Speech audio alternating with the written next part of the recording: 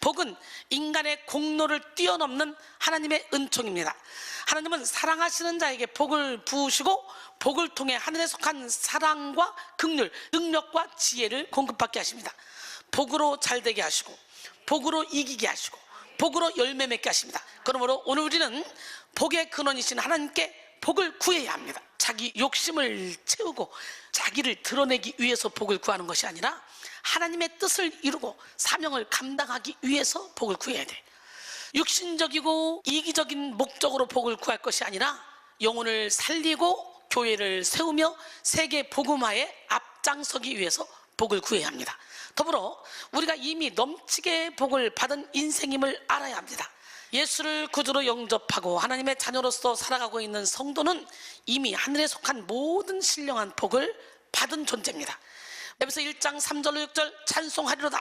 하나님 곧 우리 주 예수 그리스도의 아버지께서 그리스도 안에서 하늘에 속한 모든 신령한 복을 우리에게 주시되 곧 창세전에 그리스도 안에서 우리를 택하사 우리로 사랑 안에서 그 앞에 거룩하고 흠이 없게 하시려고 그 기쁘신 뜻대로 우리를 예정하사 예수 그리스도로 말미암아 자기의 아들들이 되게 하셨으니 이는 그가 사랑하시는 자 안에서 우리에게 거저주시는 바 그의 은혜의 영광을 찬송하게 하려는 것이라 그랬어요.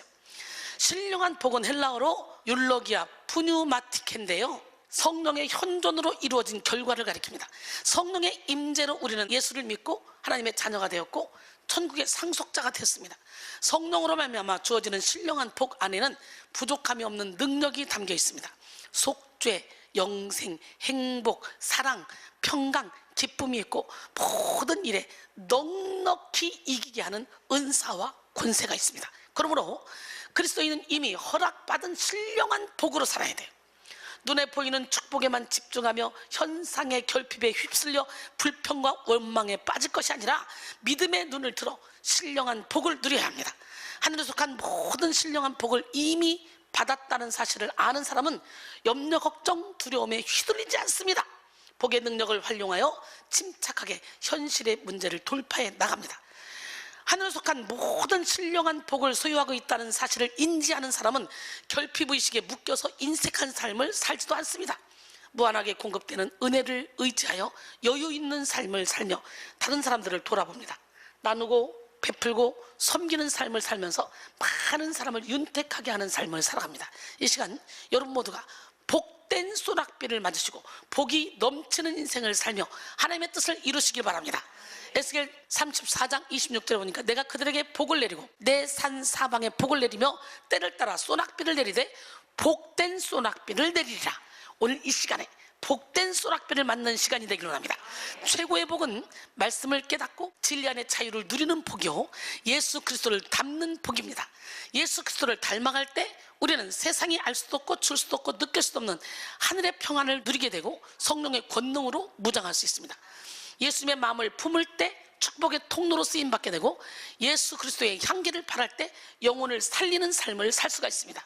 예수님이 선포하신 팔복은 예수 그리스도의 성품이자 그리스도를 닮아가는 과정이라고 할 수 있습니다.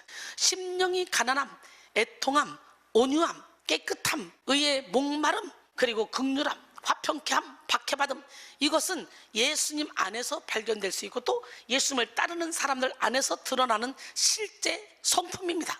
결국 팔복은 나와 하나님과의 관계, 그리고 나와 이웃과의 관계 속에서 나타나는 삶의 열매라고 볼 수 있는 거예요. 우리는 날마다 하나님이 주시는 복으로 예수님을 닮아가야 돼요.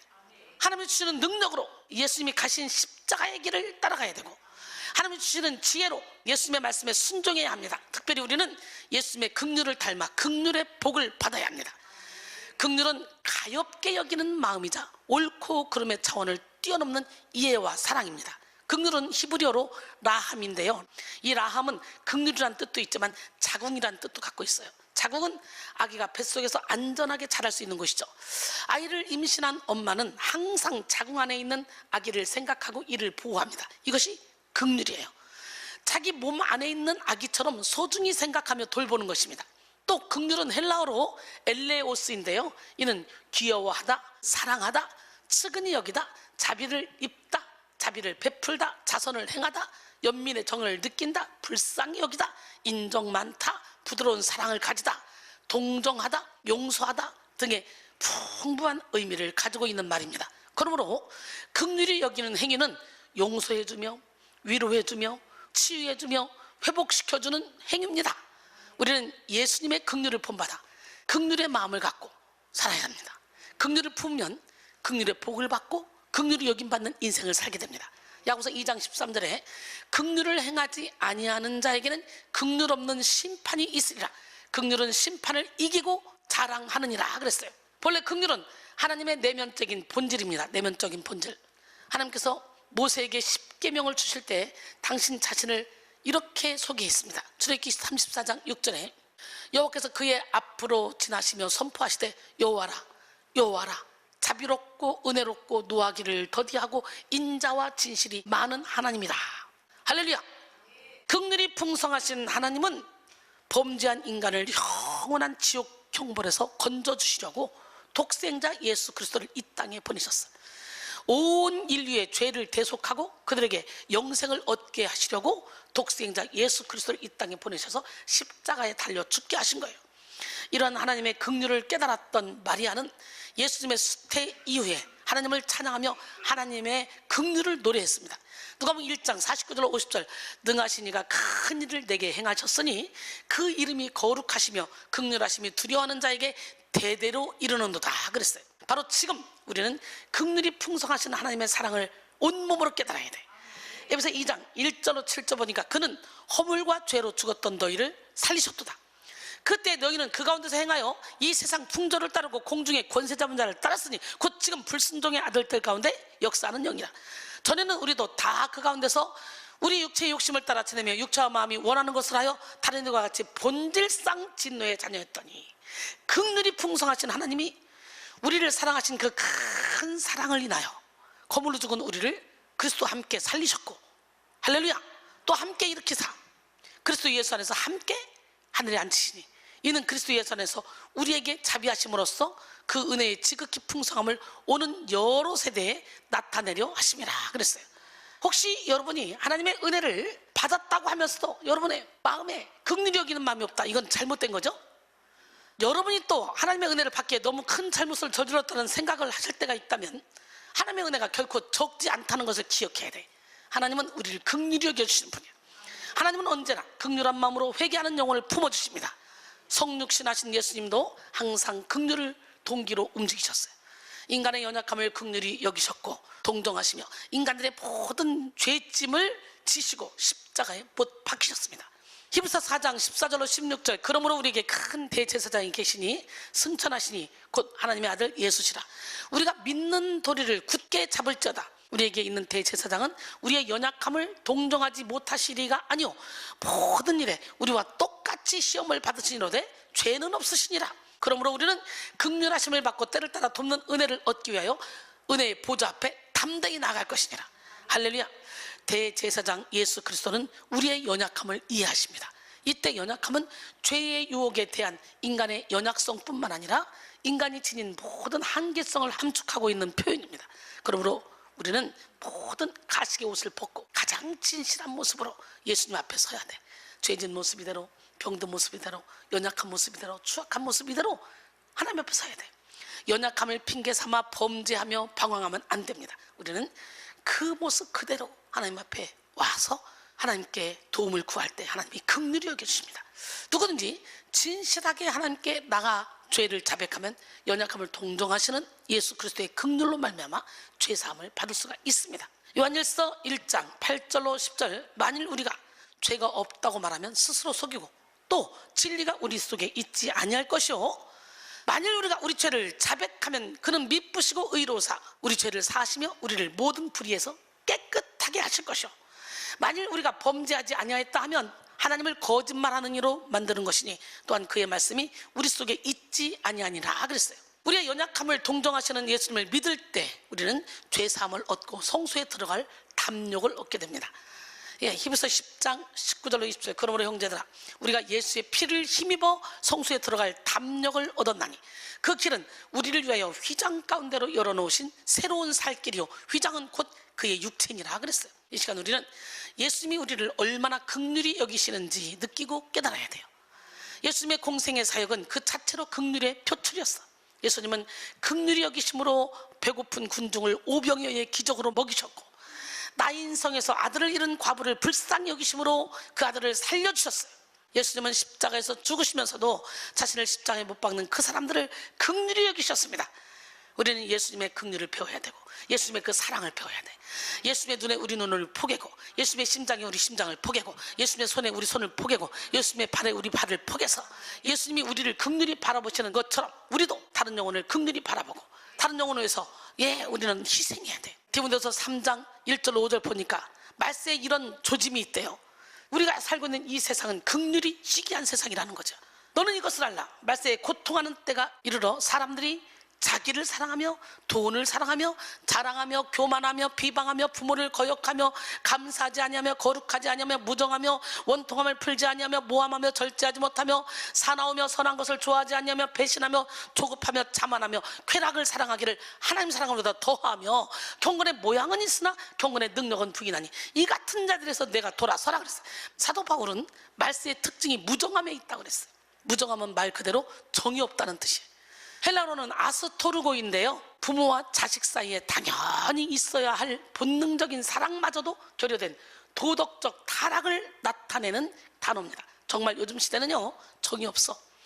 대다수의 사람들이 인심이 각박해서 옆집에 누가 사는지 관심조차 없어.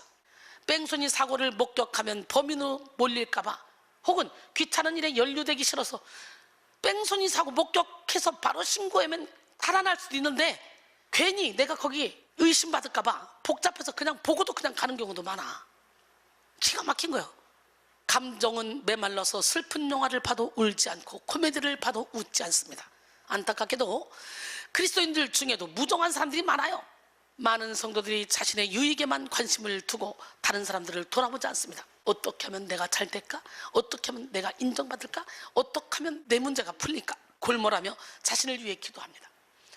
다른 사람이 가지고 있는 큰 상처보다 내 손톱 밑에 찔린 가시가 더 아프다는 말이 있듯이 자기 연민에 빠져서 다른 영혼들을 보지 못하는 사람들이 참으로 많습니다. 그러나 하나님은 우리에게 자기 일에만 빠져 있지 말고 다른 사람들의 일을 돌보라고 말씀하셨어. 이기적인 삶에서 벗어나서 이타적인 인생을 살라고 말씀하셨어. 빌립보 2장 3절로 4절. 아무 일이든지 다툼이나 허용으로 하지 말고 오직 겸손한 마음으로 각각 자기보다 남을 낮게 여기고 각각 자기 일을 돌볼 뿐더러 또한 각각 다른 사람들의 일을 돌보아 나의 기쁨을 충만하게 하라. 할렐루야. 예수께서 우리의 약함을 아시고 한량없는 은혜와 긍휼을 베풀어 주셨듯이 우리 역시 그 사랑에 힘입어 타인의 고통을 함께 돌보고 위로하는 마음을 소유해야 합니다. 이기적인 마음을 가지고 있으면요, 하나님의 은혜를 받을 수가 없어요.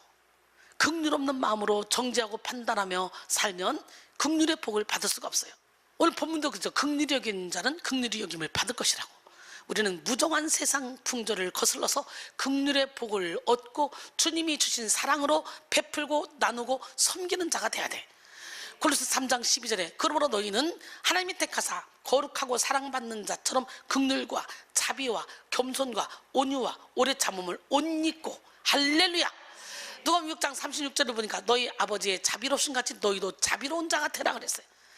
가진 것이 많은 사람이 헐벗고 가난한 사람을 돌보지 않는 것도 무정한 것입니다. 그것도 죄입니다.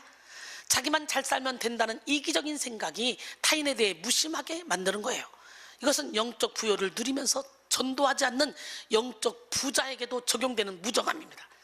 내가 영적 부여를 누리면, 내가 이렇게 평안하고 기쁘고 즐거우면 이 복음을 어떻게든지 전해야 되거든.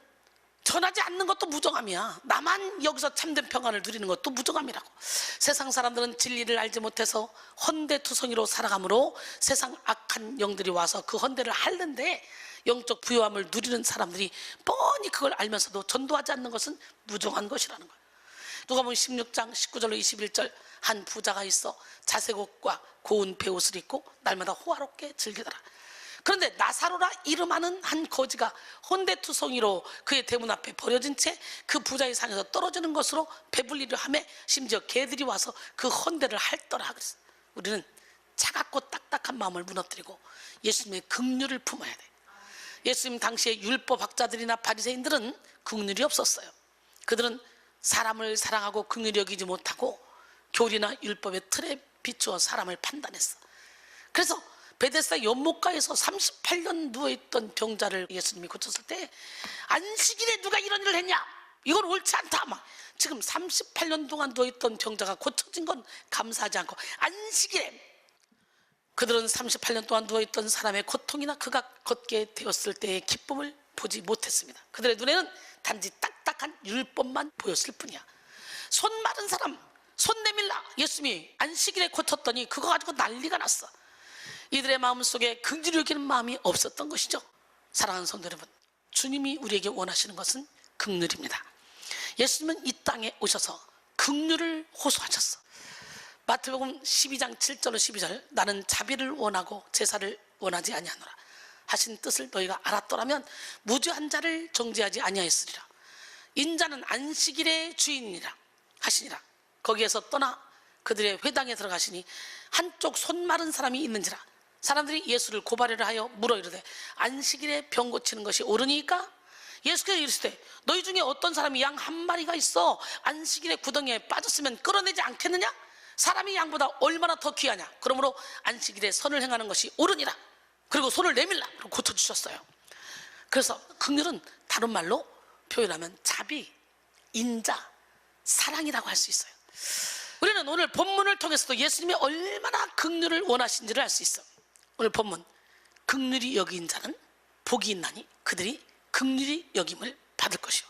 여기서 긍휼히 여긴다라는 말은 타인이 처한 처지를 자신의 처지처럼 여기고 도와준다는 뜻을 나타냅니다. 우리는 긍휼히 여김 받기 위해 먼저 긍휼히 여기는 삶을 살아야 합니다. 사실 우리 모두는요, 연약하고 실수가 많은 인간에게 긍휼의 복을 받아야 하는 거예요. 시편 32편 1절로 5절, 허물의 사함을 받고 자신의 죄가 가려진 자는 복이 있도다. 마음에 간사함이 없고 여호와께 정죄를 당하지 아니하는 자는 복이 있도다. 내가 입을 열지 아니할 때 종일 신음함으로 내 뼈가 쇠어 있도다. 주의 손이 주야로 나를 누르시오니 내 진액이 빠져 여름 가뭄에 마름같이 되었나이다. 내가 이르기를 내 허물을 여호와께 자복하리라 하고 주께 내 죄를 아뢰고 내 죄악을 숨기지 아니하였더니 곧 주께서 내 죄악을 사하셨나이다. 할렐루야. 함께 찬양합니다. 여러분의 모든 죄를 자복하고 고백하기를 원합니다. 내가 입을 열지 않을 때 종일 신음함으로 내 뼈가 쇠하였도다. 주의 손이 주야로 나를 누르시오니 내 진액 빠져 여름 가뭄에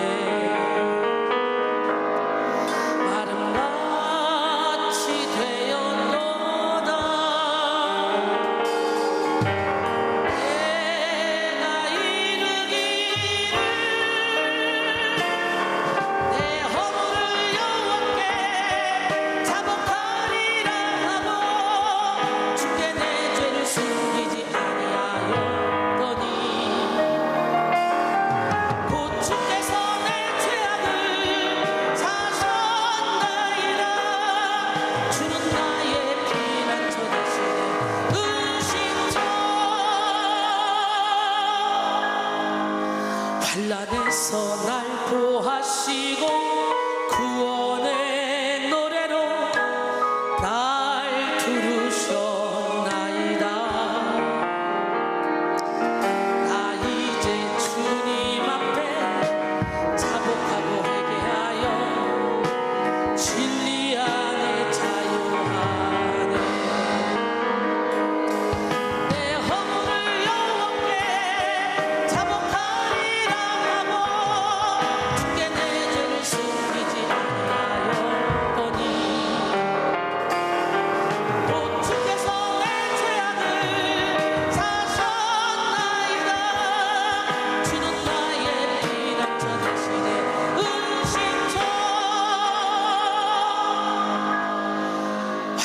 하늘에서 날 보하시고 구원의 노래로 날 부르셨나이다. 나 이제 주님 앞에 자복하고 회개하여 진리 안에 자유하네.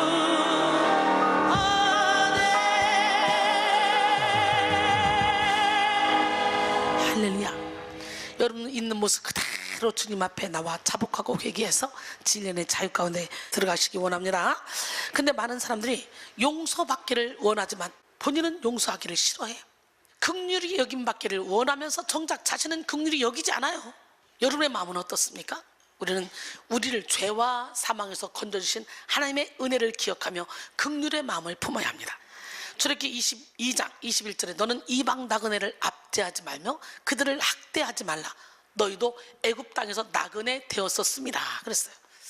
세상은 복수를 좋아하고 냉정한 판단이 당연한 것이라고 말합니다. 이를 악물고 살아라. 남을 밟고서라도 높이 올라가라. 더 많이 소유해라. 더 좋은 것을 소유해라. 부축입니다. 그래서 매정하고 차갑고 냉정한 세상에서는 정을 억제해야 하고 표독스럽게 살아야 사람 대접을 받을 수 있고 살아남을 수 있을 것 같습니다. 그러나 예수님은 세상과 반대의 길을 제시하십니다. 우리는 모든 세상 길을 버리고 주님이 우리에게 보여주신 긍휼의 길을 가야 합니다. 시편 18편 25절에 자비로운 자에게는 주의 자비로우심을 나타내시며 완전한 자에게는 주의 완전하심을 보이시며. 할렐루야. 긍휼의 길은 그 자체가 복입니다. 다른 사람을 불쌍히 여기는 마음은 곧 하나님의 마음입니다. 하나님의 마음을 품은 자는 행복합니다. 이 긍휼은 현재적인 보상이기도 합니다. 다른 사람을 미워하고 화내는 것보다 용서하고 불쌍히 여길 때 우리 마음이 오히려 편하기 때문이에요. 또 긍휼히 여기는 자는 긍휼히 여김을 받는 복을 받게 되는 거예요. 내가 다른 사람에게 긍휼을 베풀면 그 긍휼의 은혜가 언젠가는 자기에게 되돌아오게 되는 거예요. 우리는 인간적인 의지가 아니라 오직 하나님의 긍휼을 본받아 성령의 능력으로 긍휼을 실천하는 삶을 살아야 합니다. 야고보서 5장 11절에 보라 인내하는 자를 우리가 복되다 하나니 너희가 욥의 인내를 들었고 주께서 주신 결말을 보았거니와 주는 가장 자비하시고 긍휼히 여기는 자신이라 그랬어요. 긍휼은 높은 자리에서 아래를 내려다보며 우리보다 불행한 자들을 가련하게 여기는 천박한 감상주의가 아니에요. 긍휼은 고통의 현장에 들어가 영혼을 사랑으로 돌보는 것입니다. 상대방의 입장에서 생각하고 상대방을 이해하며 상대방의 마음을 헤아릴 때 우리는 긍휼의 마음을 가질 수가 있는 거예요. 마태복음 7장 12절에 그러므로 무엇이든지 남에게 대접을 받고자 하는 대로 남을 대접하라. 이것이 율법이요 선지자니라. 이것이 구약의 총체입니다. 역지사지라는 말처럼 상대방의 입장이 될 때 우리는 충분히 이해할 수 있습니다. 사람은 누구나 그가 생각하고 행동하는 배후에는 그만한 이유가 있습니다. 그 이유를 알게 되면 훨씬 더 타인을 이해하고 동정하고 용서할 수 있습니다. 우리는 긍휼의 마음을 소유하기 위해 상대방의 입장을 알고 이해하며 공감해야 돼. 하나님과 동등됨을 취할 것으로 여기지 않으시고 자기를 비워 종의 형체를 가지고 이 땅에 오셔서 십자가에 못 박여 죽으시면서 우리를 살리신 예수 그리스도가 긍휼의 표본입니다. 긍휼을 실천할 때 우리는 참된 그리스도인으로 살 수 있습니다. 아무리 오랜 시간 동안 신앙생활을 하고 많은 업적을 쌓았다 할지라도 현재 긍휼을 상실하면 긍휼의 복을 받을 수 없어요. 예수님은 선한 사마리아인 비유를 말씀하시면서 제사장과 레위인은 하나님을 섬기는 일을 하면서도 정작 강도 만난 자를 긍휼히 여기지 않았음을 드러내셨어. 사마리아인은 유대인들이 멸시하는 사람이었지만 강도 만난 자에게 긍휼을 베풀었어요. 시간을 들이고 물질을 쓰고 노력을 쏟음으로 강도 만난 자를 살리려고 했어요. 누가복음 10장 30절로 37절 보니까 예수께서 대답하여 이르시되 어떤 사람이 예루살렘에서 여리고로 내려가다가 강도를 만나매 강도들이 그 옷을 벗기고 때려 거의 죽은 것을 버리고 갔더라. 마침 한 제사장이 그 길로 내려가다가 그를 보고 피하여 지나가고 또 이와 같이 한 레위인도 그곳에 이르러 그를 보고 피하여 지나가되. 제사장도 레위인도 주의 종들이잖아. 유대인들이 가장 멸시하는 사마리아인은 여행하는 중 거기 이르러 그를 보고 불쌍히 여겨 가까이 가서 기름과 포도주를 그 상처에 붓고 싸매고 자기 짐승에 태워 주막으로 데리고 가서 돌보아 주니라. 그거로 끝나지 않아요. 그 이튿날 그가 주막 주인에게 데나리온 2를 내어주며 이르되 이 사람을 돌보아 줘라. 비용이 더 들면 내가 돌아올 때 갚으리라 하였으니 네 생각에는 이 세 사람 중에 누가 더 강도 만난 자의 이웃이 되겠느냐. 이르되 자비를 베푼 자니이다. 예수께서 이르시되 가서 너도 이와 같이 하라 하시니라. 할렐루야. 강도 만난 사람의 이웃은 자비를 베푼 사람이야. 유대인들이 무시하는 사람, 사마리아 사람. 여기서 율법사가 사용한 자비라는 단어와 오늘 본문에서 예수님께서 사용하신 긍휼이라는 단어는 같은 단어입니다. 사마리아인은 먼저 강도 만난 사람에게 관심을 가짐으로 그의 긍휼을 나타냈습니다. 그리고 사마리아인은 강도 만난 사람을 불쌍히 여겼을 뿐만 아니라 죽어가는 사람을 살리기 위해 행동으로 옮겼어요. 1단계로 기름과 포도주로 상처를 치료하는 응급처치를 했고, 2단계로 강도 만난 사람의 회복을 위해 자기 나귀에 싣고 주막으로 옮겨서 주막 주인에게 부탁하고 자기의 돈을 들여 숙식을 제공했어. 3단계로 비용이 더 들면 돌아올 때 갚겠다 그랬어. 대단하죠? 끝까지 책임지겠다는 거예요. 아무 관계없는 사람인데 얼마나 멋집니까? 아무런 이해관계가 없음에도 불구하고 이러한 수고를 자청한 것이죠. 이를 통해 우리는 긍휼에 대해 비참한 상황에 빠져있는 다른 사람을 그 불행으로부터 건져내기 위해 자기가 수고하고 고통받는 것이다 라고 정의할 수 있습니다. 긍휼이 영혼을 살립니다. 오늘 이 시간에 긍휼히 여기는 자가 되기를 원합니다. 영혼을 살리기 위한 희생을 동반한 긍휼한 마음이 하나님의 마음이요 영혼을 살리고 세우는 마음이에요. 그러므로 긍휼은 영혼을 살리는 능력이라고 할 수 있어요. 우리는 죽어가는 영혼을 향한 긍휼과 애통함이 있어야 합니다. 로마서 12장 6절로 8절 우리에게 주신 은혜대로 받은 은사가 각각 다르니 혹 예언이면 믿음의 분수대로, 혹 섬기는 일이면 섬기는 일로, 혹 가르치는 자면 가르치는 일로, 혹 위로하는 자면 위로하는 일로, 구제하는 자는 성실함으로, 다스리는 자는 부지런함으로, 긍휼을 베푸는 자는 즐거움으로 할 것이니라 그랬어요.